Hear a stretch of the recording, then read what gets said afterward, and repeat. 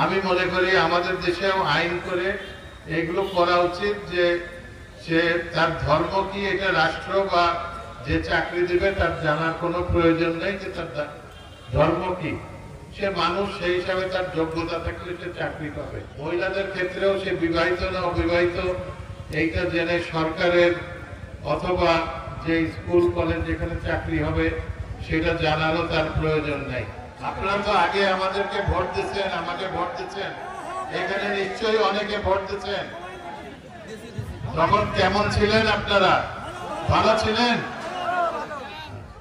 আলহামদুলিল্লাহ ভালো ছিলেন। নিশ্চয়ই কোনো চাকরি দেওয়ার জন্য কোনো টাকা দেওয়া লাগে নাই।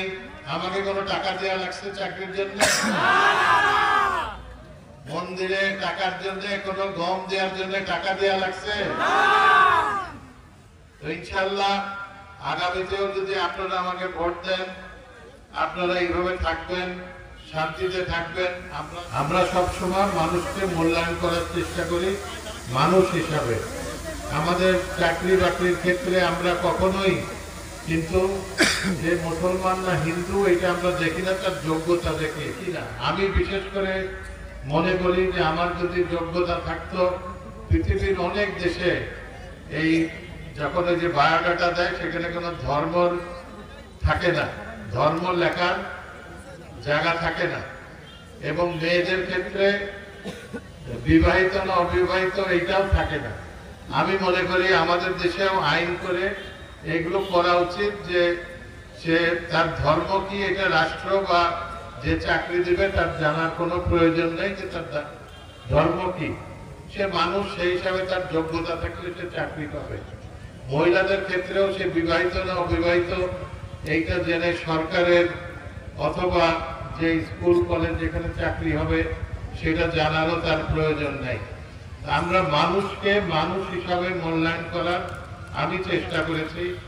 আপনারা জানেন আমাদের সময় আমি জোর দিয়ে বলতে পারি যে হিন্দু ভাইদের উপরে কোনো রকম অত্যাচার হতে, জমি দখল, বাড়ি দখল, চাঁদাবাজি অমুক আমরা জানার সাথে সাথে আমরা তার প্রতিকার নিয়ে সেটা নিব। আমরা আশা করি যে আপনারা অতীতে যেরকম আমার সাথে ছিলেন আপনারা ভবিষ্যতেও আমার সাথে থাকবেন, যাতে আমরা এই এলাকাটাকে, আমাদের এই এলাকাকে আরো সুন্দর করে গড়ে তুলতে পারি। আমাদের সবচেয়ে বড় সমস্যা এখন ছেলে মেয়েদের চাকরি।